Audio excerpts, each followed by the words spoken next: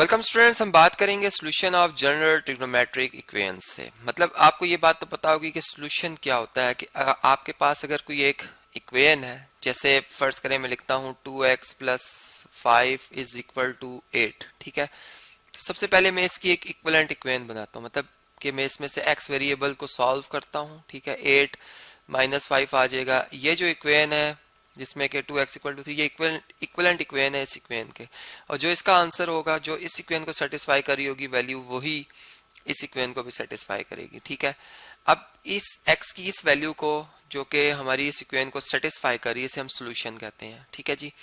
इसी तरह हमारी जो ट्रिग्नोमेट्रिक इक्वेशन है, जैसे मैं कहता हूँ साइन ऑफ x जो है वो इक्वल टू आ रहा है 1/2, तो हम सोचते हैं अच्छा वो कौन सा एंगल होगा जिसपे के हमारा ये ट्रिग्नोमेट्रिक फंक्शन जो है वो 1/2 आंसर देता है। और फिर इसमें हम अगर क्वाड्रेंट के हवाले से बात कर रहे हो, ठीक है, जिसमें हम कह रहे हो कि x जो है वो मतलब 90 से ज्यादा नहीं होना चाहिए, 90 से कम हो डिग्री से, और 0 डिग्री से उसके इक्वल या उससे ग्रेटर हो। ठीक है, तो फिर हमारा जो जवाब है वो सिंपल ये आता है कि x जो होगा, हम साइन इनवर्स फंक्शन लेंगे 1/2 पर, और हम देखेंगे कि ये हमारे पास पाई बाय जो है वो 6 एंगल आता है या 30 डिग्री एंगल आता है। ठीक है, जो कि हमने एक राइट एंगल ट्राइंगल में प्रॉपर्टी समझी हुई है कि जिसमें कि अगर हाइपोटेन्यूज की लेंथ हम बन रखें तो इसके ऑपोजिट जो साइड होगी, मतलब एंगल 30 के ऑपोजिट साइड होगी, वो होती है 1/2, उसका हाफ होती है। और फिर पाइथागोरस थ्योरम लगा के अगर हम ये बेस भी मालूम कर लें तो ये √3/2 आती है, जिसमें कि फिर हम अगर ट्रिग्नोमेट्रिक रेशियोज जो हमने पढ़ रखी हैं, साइन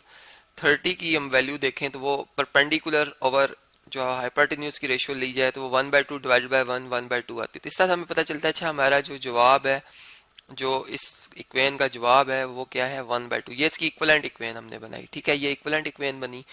लेकिन अब हमारे पास जो ट्रिग्नोमेट्रिक इक्वेशन है, जब हम इसके जनरल बात करते तो इसमें फिर हम तमाम क्वाड्रेंट्स के हवाले से देख रहे होते हैं। जैसे अगर इसी एक फंक्शन के हवाले से अगर मैं बात करूं कि साइन की वैल्यू, साइन एक्स की वैल्यू 1/2, अब हम देखेंगे अच्छा ये हमारे पास कौन कौन से क्वाड्रेंट में हो सकती है।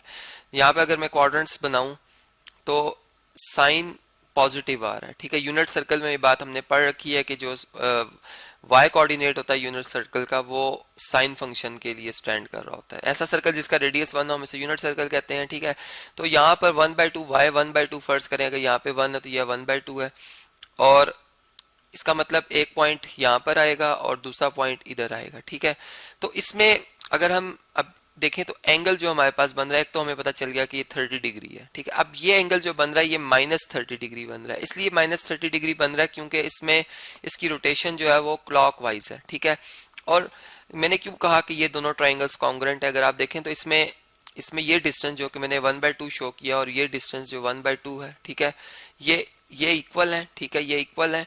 और फिर दूसरी बात ये कि ये जो ट्राइंगल्स हैं इनमें इनके hypotenuse radius of the circle है और इनकी ये साइड इक्वल है, तो हाइपोटेन्यूज साइड पोस्टुलेट की बेस पे ये ट्राइंगल और ये दोनों ट्राइंगल्स जो हैं ये आपस में कॉन्ग्रुएंट है। ठीक है, तो जो एंगल इधर बनेगा वो इधर बनेगा। तो हम अब दूसरा एंगल भी निकाल सकते हैं, मतलब फर्स्ट क्वाड्रेंट है एक हमारे पास और एक हमारे पास सेकंड क्वाड्रेंट। तो सेकंड क्वाड्रेंट के हवाले से अगर हम देखें तो हम ये कह सकते हैं कि हमारा जो दूसरा एंगल होगा वो इस कंप्लीट एंगल पाए में से अगर π/6 माइनस कर दें तो उससे आ जाता है, जो कि यहाँ से अगर आप देखें तो 6π माइनस π/6, तो ये बन जाता है 5π/6, 5π/6। तो इस तरह से हम ये सेकंड क्वाड्रेंट का भी एंगल जो निकाल सकते हैं, और इस तरह से ये हमारा सोल्यूशन एक जनरल सोल्यूशन बनेगा, क्योंकि अब हम ऑल पॉसिबल वे से देख रहे हैं इस क्वेश्चन को। और फिर हमें पता है कि 2π पीरियड होता है हमारे साइन फंक्शन का, तो इसमें हम इसी एंगल में मतलब π/6 में एक दफा हम 2nπ इसलिए हम ऐड कर रहे हैं कि n रोटेशंस हैं, कि हो सकता है रोटेशन क्लॉकवाइज हो सकता है एंटी क्लॉकवाइज हो, तो n बिलोंग करेगा इंटीजर्स को। तो एक जवाब हमारा एक एंगल ये आ जाएगा पॉसिबल वे से, और दूसरा आ जाएगा 5π/6 प्लस 2nπ। ठीक है जी, प्लस 2nπ, ये 6 है जी, इसको मैं प्रॉपर लिख देता हूँ। तो इस तरह से ये हमारे दो जवाब आ रहे हैं। ठीक है, जिनको कि हम एक सोल्यूशन सेट के अंदर लिख सकते हैं। ठीक है, एक जनरल सोल्यूशन बनाएंगे एक सेट, उसके अंदर इनको लिख देंगे। तो एक तो ये हमारे पास जवाब आ गया। फिर दूसरी बात ये कि जो हमारे पास सोल्यूशन फाइंड करने के मेथड हैं वो है 3, जो कि मैं आपसे 1 बाय 1 जो अभी नेक्स्ट लेक्चर्स में डिस्कस करूंगा। एक तो है फैक्टराइजेशन, ठीक है, जिसमें कि हम जो कि बहुत ही एक आप समझ लें एक कॉमन मेथड है जिसमें कि हम फैक्टर्स बनाते हैं। ठीक है, और फैक्टर्स बनाकर जो है इक्वेशंस में, चूंकि एक इक्वेशन की जो इक्वालिटी होती है उसकी एक साइड पर हम एक साइड पे जीरो लिखते हैं और एक साइड पे जो है वेरिएबल्स आ रहे होते हैं विद टर्म्स, ठीक है, तो उनको हम फैक्टराइज करते हैं, उनके फैक्टर बनाते हैं और फिर उनका प्रोडक्ट जीरो के इक्वल लिखकर उनके आंसर निकालते हैं। दूसरा जो मेथड है हमारा वो है अ, इसको हम कहते हैं कि जो हमारे पास ट्रिग्नोमेट्रिक आइडेंटिटीज हैं, ट्रिग्नो ट्रिग्नोमेट्रिक आइडेंटिटीज को यूज करके।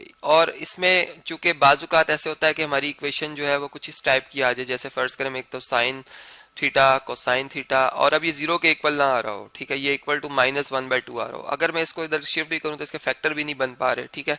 तो इसमें फिर हम जो हमने आइडेंटिटीज आपको इससे पिछले जो लेक्चर्स हैं उनमें समझाई हुई, उनको हम अप्लाई करते हैं सोल्यूशन फाइंड करने के लिए, ठीक है। तो ये भी एक वे होता है। और फिर इसमें हम इक्वलेंट, जैसे मैंने भी आपको बताया, इक्वलेंट एक इक्वेशन बनाते हैं और एक वेरिएबल में कोशिश करते हैं कि हमारी इक्वेशन एक वेरिएबल में आ जाए, ठीक है। और इक्वलेंट इक्वेशन बनाकर हम उस इक्वलेंट इक्वेशन से जो एक एक वेरिएबल जिसमें आ रहा होता है उसकी मदद से फिर हम सोल्यूशन फाइंड कर रहे होते हैं, ठीक है। और इसी तरह हमारे पास थर्ड जो मेथड है वो क्वाड्रेटिक इक्वेशंस का है, ठीक है जी। क्वाड्रेटिक इक्वेशंस हम अपने जो हमारी ट्रिग्नोमेट्रिक इक्वेशन होती है वो एक क्वाड्रेटिक इक्वेशन की अगर शेप में लिखी गई हो, ठीक है। जैसे कि मैं यहाँ पर एग्जांपल के तौर पर लिखता हूँ कि हमारे पास जो ट्रिग्नोमेट्रिक इक्वेशन है वो कुछ इस टाइप की होती है कि 5 साइन स्क्वायर टी, ठीक है। अब इसमें ट्रिग्नोमेट्रिक फंक्शन साइन टी जो है वो इस्तेमाल हो रहा है, प्लस 3 टाइम्स साइन टी और -1 equal to zero, -1 equal to zero. अब इस केस में हम इसे क्वाड्रेटिक इक्वेशन की शेप में लाएंगे और इसमें जो हमारा जो एंगल आएगा वो एक इर्रेशनल नंबर होगा। वो क्या होगा जी? एक इर्रेशनल नंबर होगा। इस वजह से हम इसके फैक्टर नहीं बना पा रहे थे, ठीक है। मतलब कि इस केस में जो रूट्स बनेंगे, ठीक है, टी की जो वैल्यू हम एंगल निकाल रहे होंगे वो वैल्यूज जो आएंगी, वो जो रूट्स आएंगे वो इरेशनल होंगे, इरेशनल रूट्स होंगे। तो इस वजह से हम इस मेथड को यूज करते हैं, जो कि हमारे आम फैक्टराइजेशन में हमें इनके फैक्टर नहीं मिल रहे होते कि आखिर हम वो कौन से नंबर्स हैं जो कि जिनको मल्टीप्लाई करें या जो एक रूट बनाने का एक तरीका होता है फैक्टर बनाने का वो अप्लाई करें। तो इस वजह से हम इसे इस्तेमाल कर रहे होते हैं और फिर हमारा एक सोल्यूशन सेट बनता है जिसमें कि अगर जनरल बात की जाए तो उसमें हम उसके जो पीरियड है उसको ऐड कर देते हैं 2 पाई या पाई अगर किसी ट्रिग्नोमेट्रिक फंक्शन का पीरियड। तो अब इन्हीं मेथड्स को मैं वन बाय वन आपसे इन तीनों मेथड्स को नेक्स्ट लेक्चर्स में डिस्कस करूंगा, जिनमें कि मैं फैक्टराइजेशन से भी इक्वेशन को सॉल्व करूंगा, क्वाड्रेटिक फार्मूला से भी, और कंप्लीटिंग जो ट्रिग्नोमेट्रिक आइडेंटिटीज हैं उनकी मदद से भी मैं सॉल्व करके आपको समझाऊंगा।